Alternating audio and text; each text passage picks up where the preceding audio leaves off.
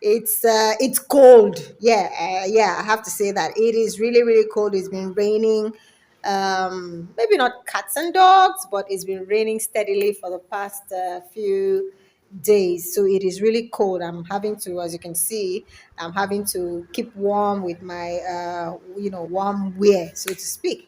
So this is a perfect crochet season, don't you think? As in, for those of you who are where it is cold, it's a perfect crochet weather. For those who use wool, you use acrylic, keep you warm.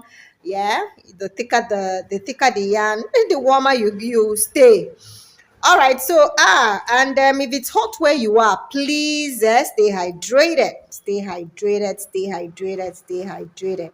So today we're bringing you how we made one of our own pieces. Yeah, this is a polo. Call it a crochet polo.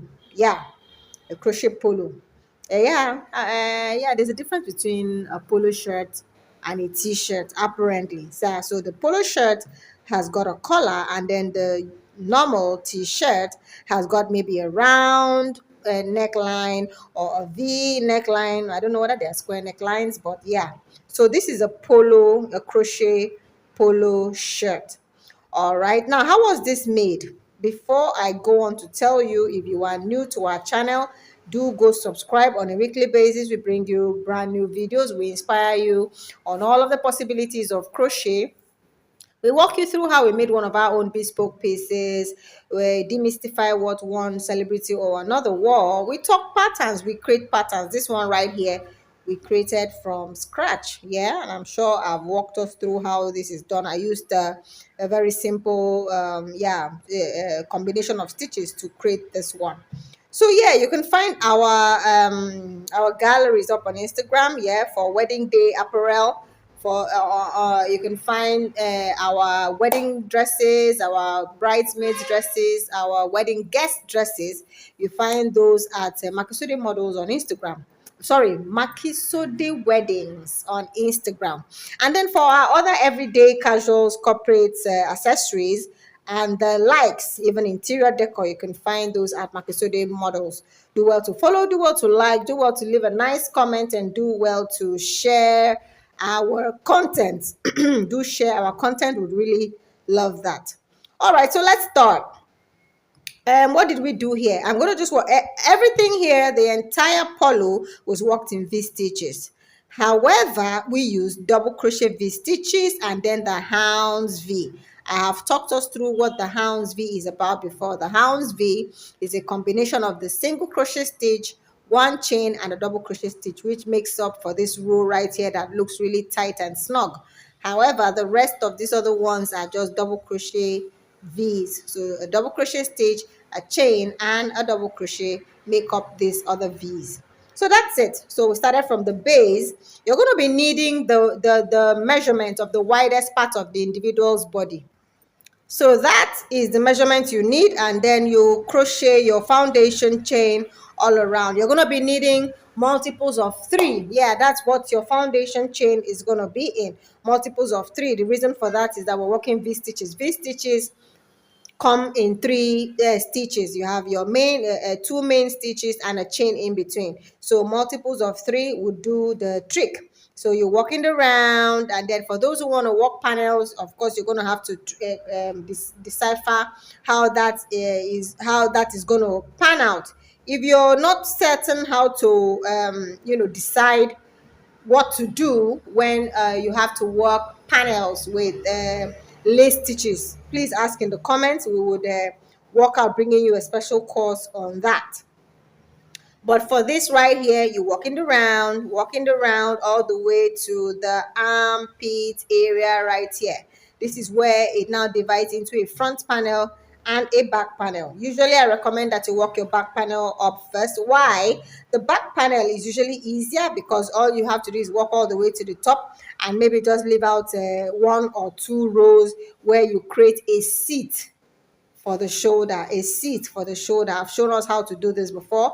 It's in one of our videos. If you want it, ask in the comments. That's what it is going to be. I want this our community to be engaging. So whatever it is you want, I need you to ask in the comments, and I will give you the link to the particular video, because trust me, that video already exists on our channel. You may find it cumbersome to comb through, but if you request, we will give it to you. All right, so yeah, do request. So after walking the back panel up to the shoulder seat, you now walk the front panel up for a bit. Now, for some people, look at this button line right here, this flap, the button flap. Some could choose for their button flaps to start way before the armpit area. That's your choice.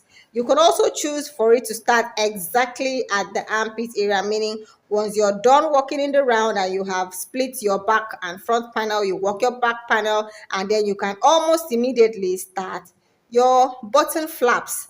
But for this purpose, we chose to walk up, say, just about 2 inches before we broke out into a button flap. So to break out into a button flap, you have to ensure that you find your exact middle point, your exact middle point to the neckline, your exact middle point to the neckline, to split the front panel into a left side and a right side. Okay, that's how that works. And then you continue working up. You continue working up and then do your decreases to where you had your shoulder seat. If you notice something really nice for this particular shoulder seat, this is what we did. We worked the last 3 rows in the Houndstooth V. Why? We wanted to have this very nice opaque patch here. So we did that for both shoulders, as you can see. See that right there? It gives the polo a beautiful finish at the shoulder. All right. Yeah. So after we work the body, you sew up your shoulder spots, right? Sew up your shoulder spots. You can choose to work finish up the neckline, the button flaps, or work your sleeves. Now, whichever one you choose, that's up to you. So for the sleeves, it's really easy. Same stitches used. Worked out for the length required. This individual wanted short sleeve polo shirt, and so we'll make it a short sleeve polo shirt. Yeah, ensure to know what the width of the bicep is, so that you do not keep it, because usually the width of the armhole depth and the width of the bicep are not the same. So some form of reduction has to happen between that point and the end of the sleeve. So that's what happened here. You determine all of that, and then you work your flaps. So for the flaps, right, because we're going to be attaching buttons, we worked the flaps a little thicker. So if you were using a 2-ply, for example, for the body, it means that at this point you may want to switch to a 3-ply yarn or a 4-ply yarn to obtain some form of thickness, because the buttons are going to sit there. And then use a more solid stitch. For this purpose, we use the half double crochet stitch.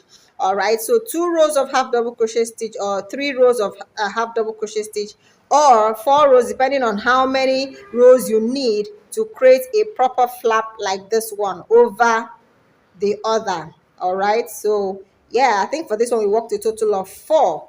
So now the other thing you have to look out for is that male button flaps fold differently than female button flaps. So determine where your button flap is supposed to be folding towards, and ensure that you get it right, so that the wearer doesn't come at you that, oh, you gave me a feminine button flap when I should have had a masculine button flap. So that's how this works out. Place your buttons evenly, yeah, and then sew them on, and then work. Usually it's better, I recommend that you work the button where the button sits first before you work where the buttonhole sits. All right, that way you know just how many buttonholes are most effective for your button flaps. And then we work the collar. The collar we worked in the half double crochet stitches. Okay, as you can see here, we rounded this up nicely in burgundy yarn.